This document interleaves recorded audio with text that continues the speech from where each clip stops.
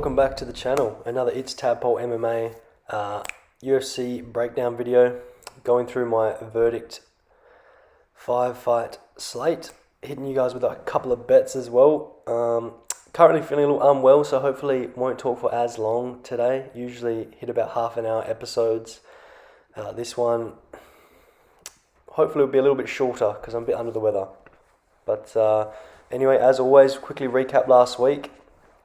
Almost a full week ago. This is a late episode. Been a busy week. But yeah, last week, one to forget for sure. We went 3 correct predictions, 5 incorrect on a huge 8-fight verdict slate. Those 3 added bouts, they did not go my way. They did not help me at all. As for the betting side of things, single plays, we had 6. We only won 1 and we lost 5. We also lost the multi. Amazingly though, we only ended up down 2 units as the single play that we cashed was Irene Aldana via a finish at 5-1. You know, there were some near misses in that betting section as well. We also had Sean O'Malley via a submission at 15-1, which could have ended up playing out if there was a few more seconds in that first round, you know. He had that kind of DAS locked up, but wasn't to be. My best call of the night was Irene Aldana via that first round knockout. Broke it down to perfection. I highlighted that kind of check or lead left hook being her most powerful shot, and it was the shot that sat Yana down. So very happy with that call. Called it at 13.87 times on verdict, and then, like I've already said, was confident enough to wager it at the bookies at 5-1. So yeah. Worst call of the night, there were a few of them, but I'm just going to say Conor McGregor. You know, he didn't look terrible, but him on the bottom of a grappling fight is not what you want to see when you've got your, or when you've punted on him. You know, chasing that guillotine was one of the poorest IQ moments within cage that I've seen for a very long time. And of course, ultimately the finish came via the leg break. So unfortunate in regards to that, but you know, what could have been. Conor may have came out in the second, landed something. You never know, but the fight was not going his way. And the fact that he made that in-cage decision, it was just a bad call. Bad call. Anyway, this week, we've got a 5-fight verdict card. We've got 3 single-play bets, one of those being by way of the formula. And then the multi at big odds this week, $38.03. So be sticking around to the back end of this video for that. Without further ado, bottom of the verdict slate, start of the main, we've got Gabriel Benitez versus Billy Quarantillo. Benitez 3.06 times and $1.57. Quarantillo 1.49 times and $2.30. This is a tricky fight to break down. This is Gabriel Benitez moving down to 145. His last 2 fights took place at lightweight. He moved up after getting knocked out by Sadiq Yusuff. Benitez is the better technical striker. You know, his leg kick's very, very powerful and his movement is solid. He's very fast twitch. You know, he's got quick reactions and his defensive numbers are good. He doesn't do a whole lot wrong, you know. As per Billy Quarantillo, he's a very rangy featherweight. The stats don't show that necessarily, but he fights with a very upright posture, has a really long trunk. You know, when you look at him, he's got a kind of Diaz build to him. He likes to fight behind the jab. He likes his straight strikes, the 2 down the pipe that knocked out Kyle Nelson. And he also utilizes kicks. He does kick more to the body and to the head than to the legs, unlike Benitez. But yeah, he still kicks. Billy's best quality would have to be his pace and his volume, though. That is no secret. His volume is through the roof. You know, averages over 7 significant strike lands a minute. And he has the conditioning and the durability to go 3 hard rounds over almost anybody. You know, Gavin Tucker, he got the best of him last time out, but that was through the grappling. And Billy's takedown defense and get-up game proved to have some holes, and Gavin managed to exploit that. Even though Tucker did get knocked out by Ige in his most recent bout, I still rate Gavin Tucker quite highly. And in this fight, Billy shouldn't really have that problem. You know, Mowgli, Gabriel Benitez, he prefers to strike. He only averages 0.17 takedowns per fight. Benitez, though, he does have grappling ability, has plenty of subs on the resume, but I do believe Billy is the better all-round grappler, and I think he will use it. Because on the feet, I do lean Benitez. He has a power advantage, and although Billy has the volume, I think his legs are going to get touched up, and I think the damage will pile up. But in close, it's Billy. You know, Benitez's takedown defense, it reads at 56%. It is not good. And Billy likes the takedown game. He averages 1.28 completions per fight. And I do think he can get Mowgli down on numerous occasions and wear on him, you know, because his conditioning will reign supreme. And ultimately lead Billy to a third round knockout at 6.63 times. You know, Quarantillo, he's no stranger to late finishes. He's managed to accumulate 3 third round stoppages in his career, which is just a product of his work rate and durability. As for method, the submission is an inviting price. It's at an inviting price, but from what I've seen, Billy's submission game tends to be from his back with the triangles and arm bars. So on the knockout, I think he can get it done on the feet if Benitez is tired, or the ground and pound. You know, I can see a finish coming for him through that route. And this is the one and only formula play on this card. I've got Billy Quarantillo at $2.40 on 365. Bet 365, that is. I think that's too high. The line has shortened, so I'm getting on now. But yeah, I think Billy is every chance here as an underdog. Moving on, Adolfo Vieira versus Dustin Stoltzfus. Vieira 1.36 times and $1.38. Stoltzfus 3.82 times and $2.88. I'm taking Adolfo Vieira via a round 1 submission at 2.35 times. How do you guys like that? Making the pick before the breakdown. It's just because of how this fight is, you know. The price on Adolfo isn't great, but his win condition is a submission. So getting over 2 times for that, I'm relatively happy on the punt. You know, Adolfo, his conditioning is atrocious. He is a big build and he tires very quickly. And, you know, Hernandez showed us that if you can survive, you know, 2 to 3 grappling exchanges or at least the first round grappling, you can beat this guy for sure. But surviving that is a tall order. Stoltzfus is the better striker. You know, he kicks the legs, he does more. You don't have to do too much to be a better striker than Rodolfo.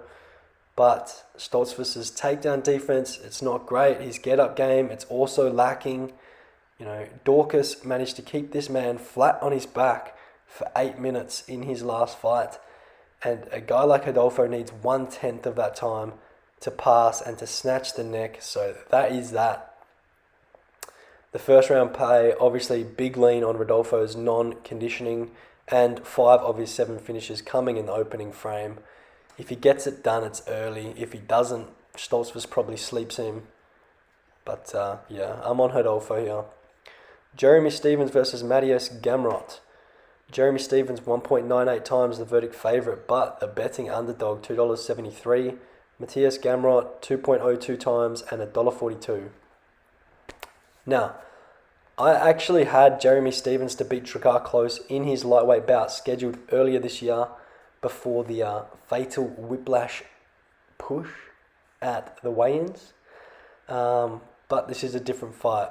Jeremy Stephens, his record is shit, but the names he has come across in his career and the losses that he has accumulated on this skid currently, you know, it can't be underestimated. It's impressive. He's been at the top of the featherweight division for a long time. And, you know, on this losing skid that he's currently on, he's had moments in all of those fights. He is a very dangerous striker.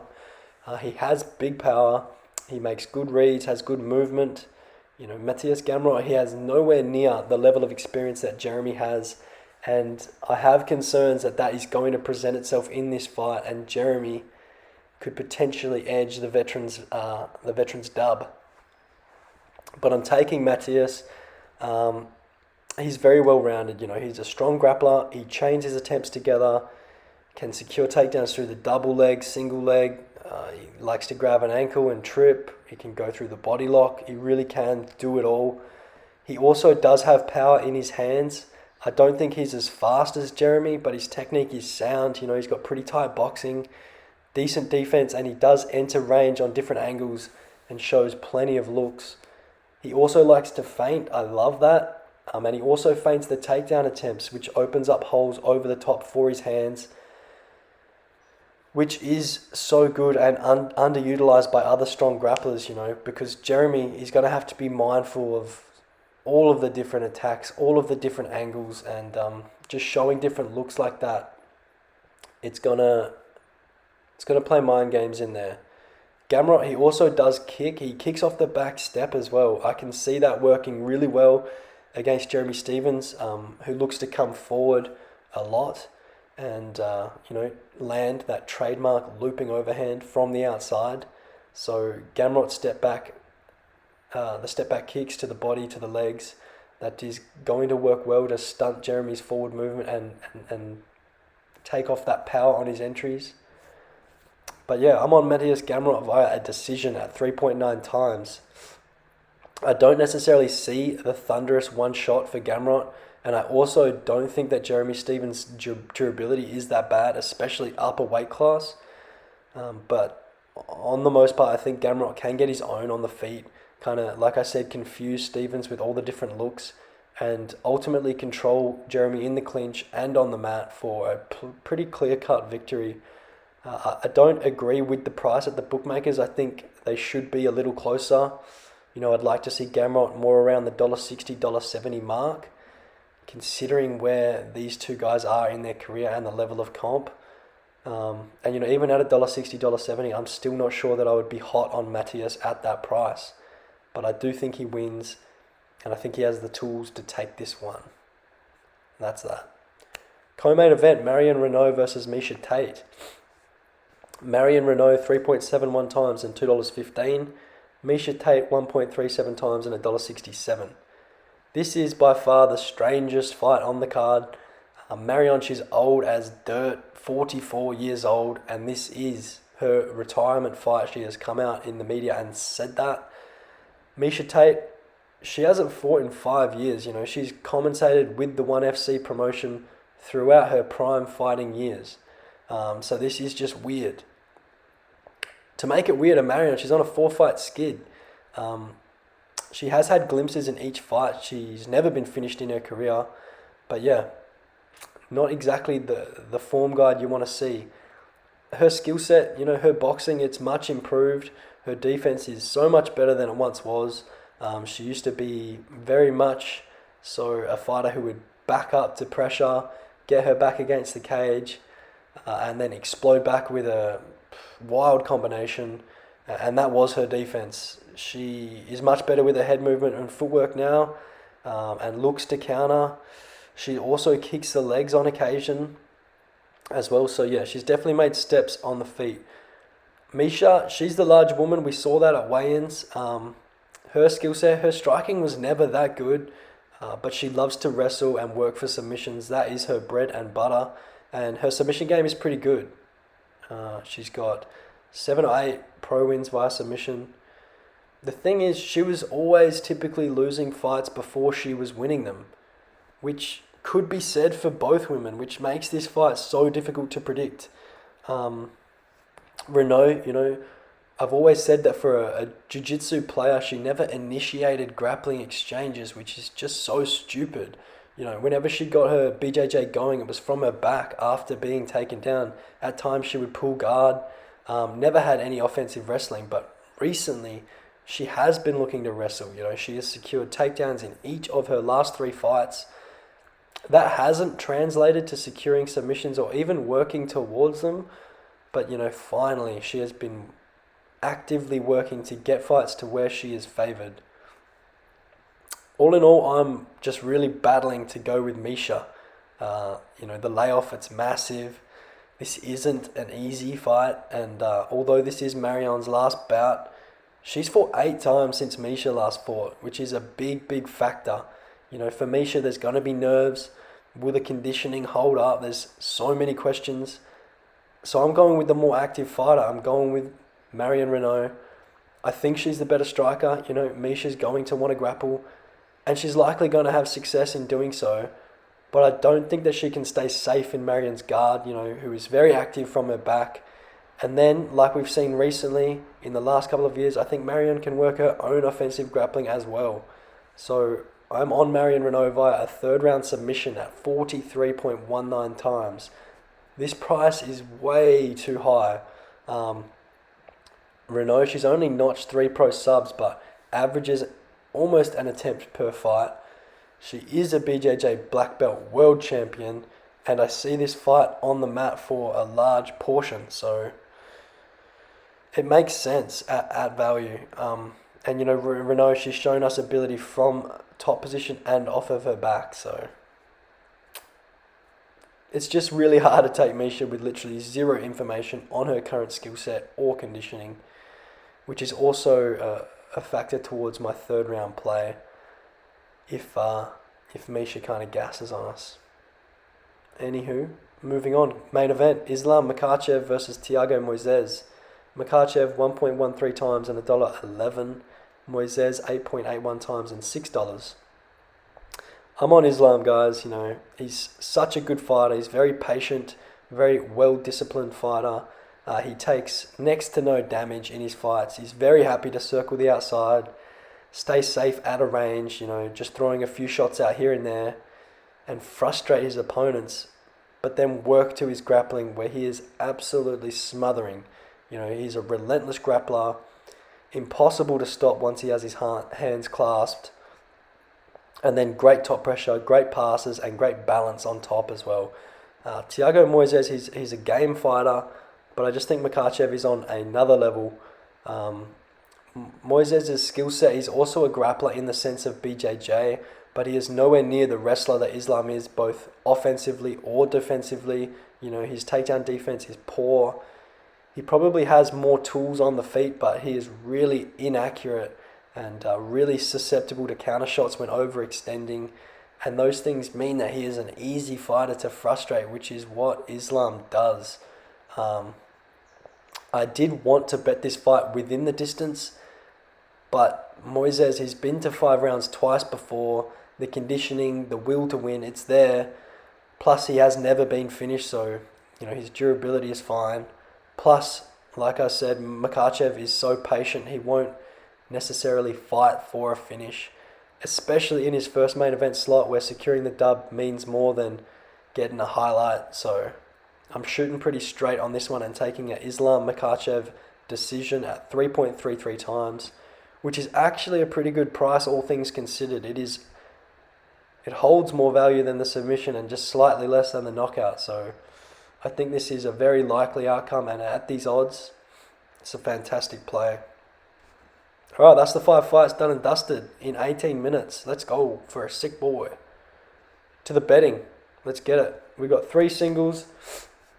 I've already hit you with one, which was the formula play. Billy Quarantillo at the money line, $2.40 on Bet365. I like that play. He is a wide dog, and I think he has the tools to win it, and I really hope that he can get the grappling going. Another single play, I'm working back through the undercard because I really like a bet down there. It's in the Khalid Taha versus Sergey Morozov fight, and I've just got it to end via knockout at $3.75 on Sportsbet. For Morozov, 8 of his 16 wins have come via knockout. He's been knocked out once himself as well. For Khalid Taha, 9 of his 12 pro wins via knockout. I see a lot of people on Sergey Morozov. I understand it at an underdog. I do think Khalid Taha wins. I think Taha's got big power, a big power advantage. I think he's faster. From the footage I've seen, Morozov is incredibly susceptible to a right overhand. His defense, it's a little shoddy in my opinion. But the Taha knockout's $5, and I'm taking the security here at $3.75 for Morozov to land that upset blow. And he is plenty capable on the knockout side himself. These boys are bantamweights. We have seen recently that these 135ers can sleep each other bad. And yeah, Sergey, 50% of his wins coming via knockout. So that extra security for $1.25 off the price, I am happy with that bet. My other single play, it's up on the main. It's the co-main. I'm taking Marion Reneau via submission at $9 on Ladbrokes. I shopped around. Other bookies have this around $7. Not that keen on that price. $2 bumped up. $9. I think this is a great bet. Purely off the fact that I feel this fight spends a lot of time on the mat. And Reneau, she has the ability to not just submission from the top or from the bottom. Misha Tate, lots of question marks regarding the comeback. Conditioning if she tires. She may get caught up in a sub. And just even if she doesn't tire, where is she at? Where is her skill set at right now? Marion Reneau, very active, BJJ black belt, world champion. $9 around this it's a good bet in my opinion. I like it at odds. The multi, it's a 3-legger. It's kind of a combination of what we've already talked about in the singles. I'm taking the Taha Morozov fight to end via knockout. I really do like that belt a lot. So it's going in as the first leg. Second leg, I'm taking Adolfo Vieira via submission. And then the third leg, Tate Reneau to end via submission. At $38.03 on Sportsbet. To talk about that a little more, I've already talked about in the breakdown, but the Adolfo Vieira via submission, $2 around that. It's short, but I'm happy to play it because it is his win condition. I don't think Stoltzfus can last around. I did think the same about Anthony Hernandez, but, Adolfo Vieira, he is one of the best BJJ practitioners in the UFC currently, and I don't mind him to bounce back here. He does look a little more trim at weigh-ins, so hopefully that conditioning he's been working on, and I like that as a middle piece to this multi. And then the Tate Reneau to end via sub. I do have Reneau via submission as a single play.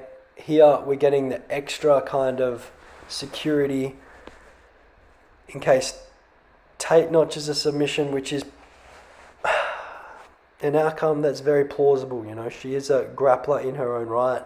As many submission wins as decision wins in her career. It is her most favoured win method. And again, I expect this fight to spend a large portion on the mat. And in a scenario like that, even though Reneau's never been submitted, I like to have my fingers in multiple pies. That's the wrong phrase, but you guys know what I fucking mean. I'm sick as a dog. Eat it. Taste it. That's it, guys. That's the breakdown. Still ended up going up over 20 minutes, but that's alright. All the record betting prediction, it's down in the description. Don't know how many views I'm going to get this week being such a late episode, but I'm glad to get one out. Shooting for consistency. If you liked what I'm talking about, like the video, comment, tell me what you're on. If you disagree or agree, tell me if you're getting on the bets. Hopefully we have a bounce back week. And cheers for tuning in. Catch up.